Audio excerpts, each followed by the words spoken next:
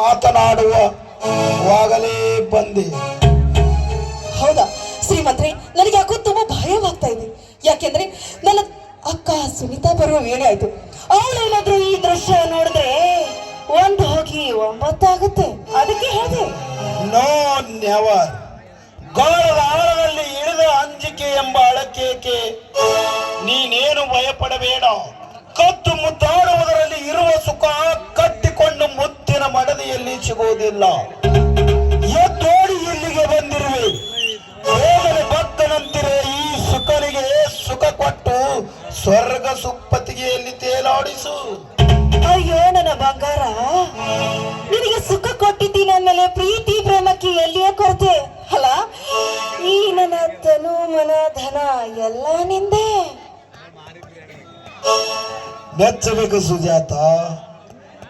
ಈ ನಿನ್ನ ಮನ ತಣಿಸಲು ಸುರಿಯಲಿ ಒಂದು ಮಧುರವಾದ ಒಂದು ಗಾನವನ್ನು. ಆ ಗಾನವನ್ನು ನೋಡಿ ನಾನು ನಿನಗೆ ಕೊಡುವೆ ಚಿನ್ನದ ಸರವನ್ನು. ಚಿರಬಾಗಿಸು ಕೊಟ್ಟುವೆ ನನ್ನ ಕೈಯಿಂದಲೇ. ಆಗಲಿ ನನ್ನ ರಾಜ.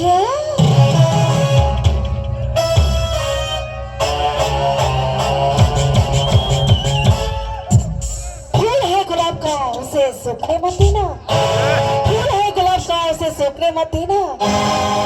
ए नटराज, ये लड़की हो गरीबी, उसे धोखा मत देना, समझे क्या? Okay Rani. I love you darling, I love you. I love you. ಹಾಗಾದ್ರೆ ಪ್ರಾರಂಭವಾಗಲಿ ನಮ್ಮಿಬ್ಬರ ಪ್ರೇಮದಾಟ.